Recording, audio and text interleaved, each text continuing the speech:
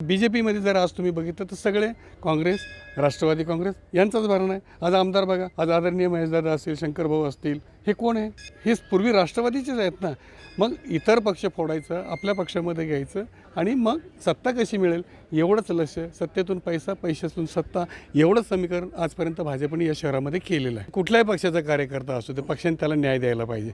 आमच्या कानावर असं आलेलं आहे की बाबा तुझ्याकडे किती पैसे आहेत, काय तू किती खर्च करणार आहे, तुझी ताकद किती. म्हणजे तुम्ही 15-15, 20-20 वर्षाचं सामाजिक काम केलं, पक्षाची एकनिष्ठ राहिला, प्रभागामध्ये काम केलं, त्याला निवडणुकीच्या दरम्यान शून्य किंमत आहे. आणि म्हणून त्यांना बाहेरचे उमेदवार आयात करावे लागलेले की ज्यांच्याकडे पैसा आहे. पण वास्तविक पाहता त्यांचा या प्रभागाशी काही संबंध नाही, या प्रभागाशी कुठली नाळ नाही, नाही इथले स्थानिक प्रश्न माहीत आहे. केवळ त्यांच्याकडे पैसा आहे म्हणून त्यांना उमेदवारी या ठिकाणी दिलेली आहे. आता इथं मी जवळजवळ 13 वर्ष या प्रभागामध्ये राहत, इथल्या काय समस्या आहे ना ह्या सगळ्या मला या ठिकाणी माहीत आहे. आणि त्या निश्चितपणे मी निवडल्याच्या नंतर सगळ्या समस्या या ठिकाणी मी माझ्या सहकार्याच्या माध्यमातून सोडवणार आहे.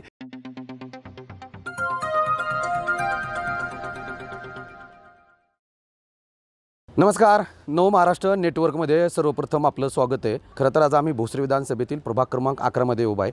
प्रभाग क्रमांक 11मध्ये तसं बघायला गेलं तर आज सध्या पॅनल जो आहे तो राष्ट्रवादीचा पॅनल तयार झाला आहे. परंतु राष्ट्रवादी काँग्रेस पार्टीमध्ये सध्या इकडे पाहिलं बघितलं तर संजय शेठ निवाळे हे देखील सध्या आता खंबीर नेतृत्व म्हणून त्यांच्याकडे पाहिलं जाते. परंतु त्यांच्याच पॅनलमध्ये सध्या आता तसं जर बघायला जर गेलं तर नारायण सदाशिव बहिरवडे यांनी देखील या प्रभागातून उमेदवारी जी आहे ती त्यांची निश्चित झाली. खरं तर 1997 पासून ह्या निवडणुकीच्या रिंगणात आहेत. 1997ला त्यांनी निवडणूक लढवली, त्याच्यामध्ये सुद्धा ते विजयी झालेत. 2002 असेल, 2012 असेल, त्यावेळेसुद्धा त्यांनी विजय जो आहे तो खेचून आणला होता आणि विजयी उमेदवार म्हणून ते सध्या त्या ठिकाणी त्यांनी कामकाज पाहिलं प्रभागामध्ये. खरं तर 2017ला सुद्धा यांनी निवडणूक लढवली राष्ट्रवादी काँग्रेस पार्टीमधून.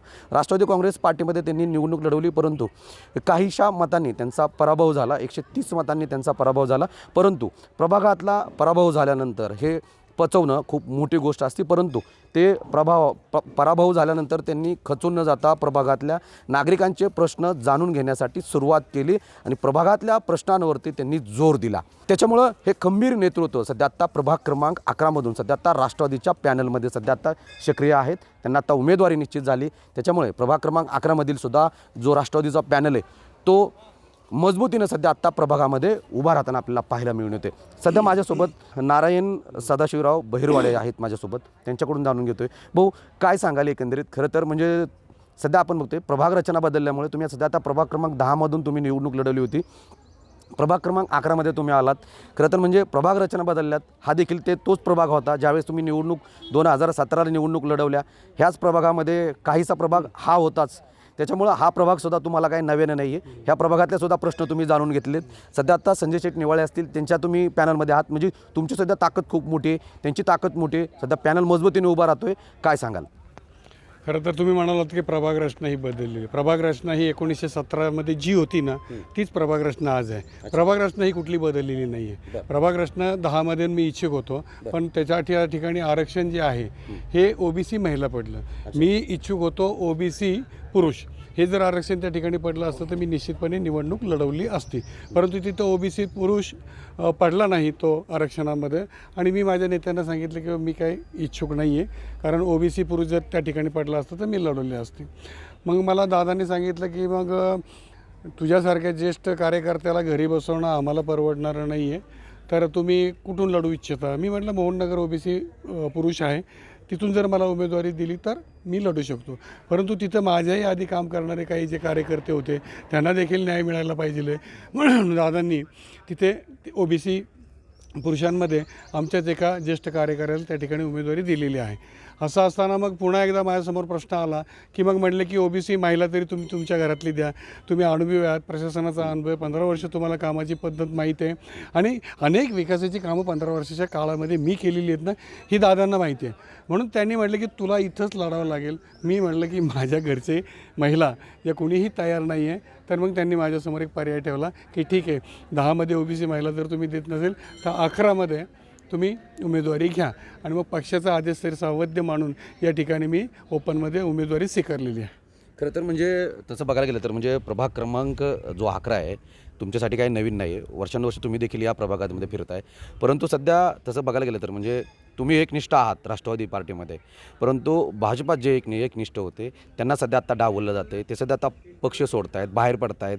त्यामुळे तुम्ही देखील ज्या पक्षात एकनिष्ठ होतात तुम्ही देखील पुढच्या कार्यकर्त्याचा विचार करून तुम्ही देखील तिथं प्रस्ताव मांडला. परंतु भाजपामध्ये अशी का परिस्थिती निर्माण झाली की निष्ठावंतांना डावललं जाते? कसं आहे माहिती आहे का, आता कोणाला डावलायचं आणि कोणाला उमेदवारी द्यायची हा ज्याच्या त्याच्या पक्षाचा प्रश्न असतो. पण आमच्यासारख्या कार्यकर्त्याला असं वाटतं की कुठल्याही पक्षाचा कार्यकर्ता असतो ते पक्षाने त्याला न्याय द्यायला पाहिजे. आमच्या कानावर असं आलेलं आहे की बाबा तुझ्याकडे किती पैसे आहेत, काय तू किती खर्च करणार आहे, तुझी ताकद किती. म्हणजे तुम्ही 15-15, 20-20 वर्षाचं सामाजिक काम केलं, पक्षाची एकनिष्ठ राहिला, प्रभागामध्ये काम केलं, त्याला निवडणुकीच्या दरम्यान शून्य किंमत आहे. आणि म्हणून त्यांना बाहेरचे उमेदवार आयात करावे लागलेले आहेत की ज्यांच्याकडे पैसा आहे. पण वास्तविक पाहता त्यांचा या प्रभागाशी काही संबंध नाही, या प्रभागाशी कुठली नाळ नाही, ना इथले स्थानिक प्रश्न माहीत आहे. केवळ त्यांच्याकडं पैसा आहे म्हणून त्यांना उमेदवारी या ठिकाणी दिलेली आहे. ठीक आहे, आता हा ज्याच्या त्याचा प्रश्न आहे. पण एक सामान्य कार्यकर्ता म्हणून कुठल्याही पक्षाने निष्ठावंत कार्यकर्त्याला डावल नको, त्याच्याकडे पैसा असो किंवा नसो. नक्कीच. खरं तर तुम्ही म्हणलात की म्हणजे पक्षामध्ये खरं तर आता म्हणजे पैसा ज्याच्याकडे जास्त आहे त्यालाच उमेदवारी दिली जाते. म्हणजे भारतीय जनता पार्टीमध्ये सुद्धा अशी परिस्थिती निर्माण झाली की ज्यांना म्हणजे जसं मगाशी मी बाईटमध्ये आपलेच पदाधिकारी म्हणले की म्हणजे दगड जरी उभा जरी केला तरी त्यांना असं वाटतं की आता आम्ही निवडून येऊ शकतो, अशी परिस्थिती निर्माण झाली. खरं तर म्हणजे भाजपला या ठिकाणी संजय शेठ निवाळे असतील किंवा तुमच्यासारखे जे बलाढ्य असे जे उमेदवार आहेत त्यांना पाडण्यासाठी बाहेरच्यांना आयात करावं लागते. नाही, कदाचित तसं असू शकेल बरं का. पण त्यांचं जर एकंदर जर फोकस आपण बघितला ना की त्यांच्या दृष्टिकोनातून पैशावाला खूप मजबूत असतो. नागरिकांना पैसे वाटले की आपण निवडून येऊ शकतो. आत्तापर्यंतच्या निवडणुका 2017मध्ये जर आपण बघितलं ना प्रचंड पैशाचा वापर त्यांनी केलेला आहे. मी माझ्यासारखा कार्यकर्ता जिथे 15 वर्ष काम करतो, अनेक विकासाची कामं केली, अनेक प्रकल्प राबवले, असं असताना देखील माझा 130 मतांनी पराभव होतो. आणि जे माझ्या विरोधामध्ये निवडून आले काय त्याचं कुठल्याही प्रकारचं काम नव्हतं, जनता त्याला ओळखत देखील नव्हती. आणि असा उमेदवार निवडून येतो कारण त्या ठिकाणी मोठ्या प्रमाणाची बळाचा, पैशाचा, दादागिरीचा वापर झालेला. आणि भाजपकडून हे सातत्याने होते. आपण सगळीकडे बघता महाराष्ट्रातून. आज बघितलं तर BJPमध्ये जर आज तुम्ही बघितलं तर सगळे काँग्रेस, राष्ट्रवादी काँग्रेस यांचाच भरणा आहे. आज आमदार बघा, आज आदरणीय महेशदादा असतील, शंकरभाऊ असतील, हे कोण आहे? हे पूर्वी राष्ट्रवादीचेच आहेत ना. मग इतर पक्ष फोडायचं, आपल्या पक्षामध्ये घ्यायचं आणि मग सत्ता कशी मिळेल एवढंच लक्ष, सत्तेतून पैसा, पैशातून सत्ता, एवढंच समीकरण आजपर्यंत भाजपने या शहरामध्ये केलेलं आहे. विरोधकांनी किती जरी डाव टाकायचा प्रयत्न केला, इथं पैसा जरी वाटायचा प्रयत्न जरी केला, तुमच्यासारखे असे खंबीर नेतृत्व करणारे प्रभागात आहेत. संजय शेठ निवाळे असतील, तुम्ही असताल, सानेताई असतील, इकडून आता सध्या मारुती जाधवची सुद्धा आता सोबत तुम्हाला मिळालेली आहे. त्यामुळे हा सगळा डाव हाणून पाडणार.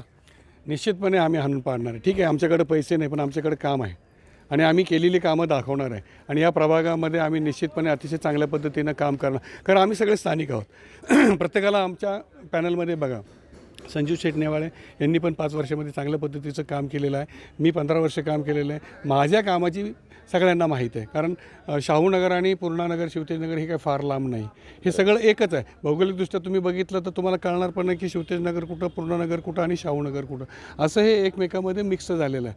परंतु मागच्या 2017 साली मला अडचणीचं ठरावं, मंगलताईला अडचणीचं ठरावं म्हणून अशा पद्धतीनं आमचा वाद तोडला की जिथं आमचा काही संबंध पण नाही. आमचा 10 नंबर प्रभाग जो आहे तो डायरेक्ट डॉक्टर बाबासाहेब आंबेडकर पुतळा त्याच्या पाठीमागे नेला. काय आमचा संबंध आहे? परंतु सध्या आता प्रभाग क्रमांक 11 मध्ये तुम्ही आहात, उमेदवारी तुमची निश्चित झाली. प्रभागाच्या दृष्टिकोनातून सध्या आता पुढची कोणती पावलं असणार विकासाच्या दृष्टिकोनातून? विकासाच्या दृष्टिकोन एक तर मला कामाचा अनुभव आहे आणि मी अनेक विकासाची कामं 15 वर्षापूर्वी केलेली आहेत, हे सगळ्या जनतेला माहिती आहे. आता इथं मी जवळजवळ 13 वर्ष या प्रभागामध्ये राहत, इथल्या काय समस्या आहे ना ह्या सगळ्या मला या ठिकाणी माहीत आहे. आणि त्या निश्चितपणे मी निवडल्याच्या नंतर सगळ्या समस्या या ठिकाणी मी माझ्या सहकार्याच्या माध्यमातून सोडवणार आहे, याची मला खात्री आहे. नक्कीच. खरं तर तसं बघायला गेलं तर सध्या आता प्रभाग क्रमांक 11 मधून तर सध्या नारायण सदाशिव बहिरवडे देखील सध्या आता निवडणुकीच्या रिंगणात सध्या असलेल्या पाहायला मिळून येत आहेत. परंतु सध्या तसं बघायला गेलं तर बाहेरून जो काय आहेत उमेदवार या ठिकाणी येऊ ठेपले सध्या पाहायला मिळून येत आहेत.